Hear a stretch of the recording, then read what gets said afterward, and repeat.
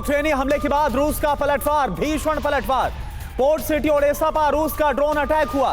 रूस ने kamikaze drone से अटैक किया। कामाकाजी ड्रोन से यूक्रेनी सैन्य पोस्ट को तबाह किया गया। ये देखिए आप, ड्रोन अटैक के बाद यूक्रेनी पोस्ट जो तबाह हुई उसकी तस्वीरें लाइव कैप्चर हुई हैं। तो ये तस्वीरें आपके सामने है। पुतिन का प्रतिशोध।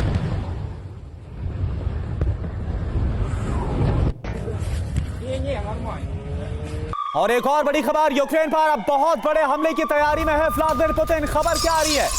यूक्रेन के हमलों का जवाब दिया जाएगा। रूस की तरफ से कीव समेत कई शहरों को दहलाने का प्लान है। ड्रोन, बैलिस्टिक मिसाइल से अब हमले की तैयारी है। यूक्रेनी खुफिया एजेंसी के हवाले से यह बहुत बड़ी खबर।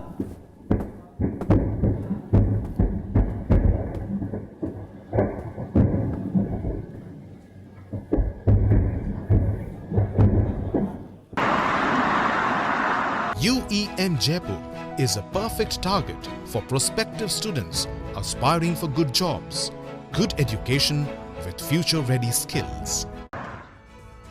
तो यूक्रेन ने जो हमला किया रूस के ऊपर, 3 साल का अभी तक का सबसे गहरा घाव दिया। अब पुतिन के बदले की बारी है। कीव विनाश की तैयारी है, ऐसा क्यों कहा जा रहा है? खुलासा क्या हो रहा है? 100 से ज्यादा सैन्य ठिकानों पर एक साथ हमले की प्लानिंग कर ली गई है पुतिन की तरफ से। कीव समेत कई शहरों में सैन्य ठिकाने निशाने पर है। अब यह हमला कैसे होगा, इसके लिए हाइपरसोनिक मिसाइल रेडी की गई है। भारी मात्रा में ड्रोन तैयार किए गए, बैलिस्टिक मिसाइल तैयार की गई है। बड़ी बात क्या है, एक साथ कई विध्वंसक हथियार से हमला करने की रणनीति। यूक्रेनी खुफिया रिपोर्ट के हवाले से ये जो जानकारी है वो सामने आ रही है। और देखिए, जैसा हमने आपको बताया कि सुबह 7 बजे से, क्योंकि खबर बहुत बड़ी है, हमारे साथ तमाम जो खास मेहमान है, पैनल हमारे साथ जुड़ चुका है। हमारे साथ brigadier DS Tripathi sir as a defence expert मौजूद है। Colonel US Rathore sir as a defence expert हमारे साथ मौजूद है। हमारे साथ air commodore SP Singh sir as a defence expert मौजूद है। और मेरे सहयोगी मनीष झा भी मेरे साथ मौजूद हैं। और सबसे पहले मनीष, मैं आपके पास से आना चाहूंगा, ये क्या हो गया? एक तरफ तो आज की तारीख बहुत अहम बताई जा रही थी कि हो सकता है कि इस्तांबुल में दूसरे दौर की बातचीत में कुछ हो, कुछ निकले, लेकिन हुआ क्या? बताइए आप जरा। बिल्कुल, देखिए, सबसे बड़ी बात यह है कि अब से कुछ ही देर के बाद रूस और यूक्रेन के बीच तुर्की में बातचीत शुरू होने वाली है। उससे महज 24 घंटे पहले यूक्रेन की तरफ से एक बड़ा कोहराम मचाया गया। बीते सवा तीन साल में इतना बड़ा अटैक आज तक यूक्रेन करने में कामयाब नहीं हुआ था। बल्कि अगर मैं इसको आसान भाषा में कहूं तो यूक्रेन का एक एयरबेस तो इतनी दूरी पर है जितनी दूरी पर दिल्ली से मॉस्को है। लगभग 4,500 किलोमीटर की दूरी पर इर्कुत्स्क एयरबेस में अटैक किया गया। वहीं ओलेनिया एयरबेस यूक्रेनियन सीमा से 2000 किलोमीटर दूरी पर स्थित है। और इस तरीके से, जैसा यूक्रेन का दावा है कि 1.5 साल तक चले इस ऑपरेशन का नाम जो उन्होंने स्पाइडर वेव रखा था, इस स्पाइडर वेव ऑपरेशन के जरिए उनका कहना है कि 40 के करीब स्ट्रेटेजिक बॉम्बर्स को नुकसान पहुंचाएगा।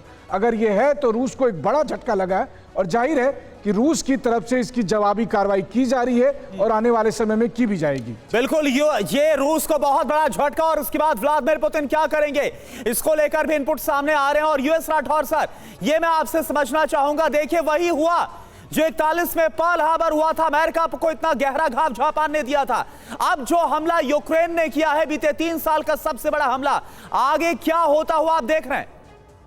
देखिए, यहाँ से वाकई एक मुहाने पर खड़ा है, क्योंकि आप अगर देखें तो प्रेसिडेंट डोनाल्ड ट्रंप ने कहा था Putin is playing with fire.